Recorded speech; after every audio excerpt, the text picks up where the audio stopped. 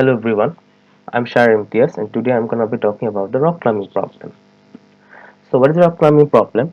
In a rock climbing problem, we have a rock climber who has to get from the bottom to the top of a rock using the safest possible path. At each step, he can reach three handles, up, upper left and upper right. Now, if you look at this diagram, this red circle is basically our rock climber and these are basically the three handles which he can reach, upper left, up, upper right. Solving the problem is a recursion. For this, we have a given piece of code here.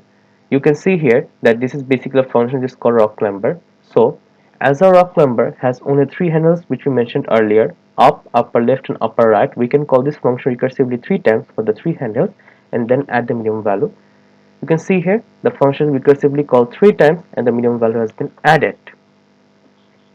Now we are going to see a brief simulation. For this, we have a given table here.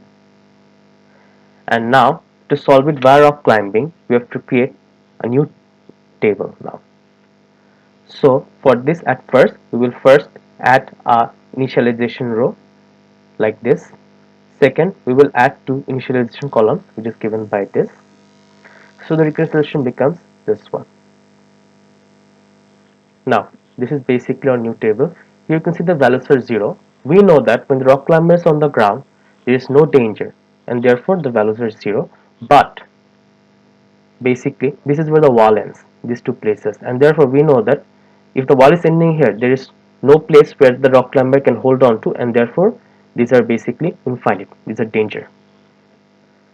Next, now basically we are gonna apply the rock climbing method. So for this we have to look at the given table.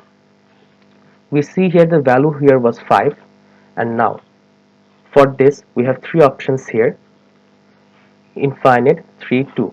So among these, the lowest value is 2. So 2 plus 5 is 7 and the value of this cell will be 7. You can see which is given by this part. So basically we will be applying the same method for the remaining cells and we have found the values. So the result table becomes this one. Here we have applied rock climbing for each and every cell and this is the resultant table.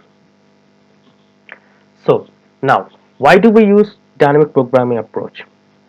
While solving this problem, we saw that there were repeated recursive functions and therefore dynamic program is done in order to optimize the solution. Next, runtime analysis. Since the function is called three times here, it will have an exponential runtime. So our time complexity is 3 to the power n. So guys, this is basically our tutorial.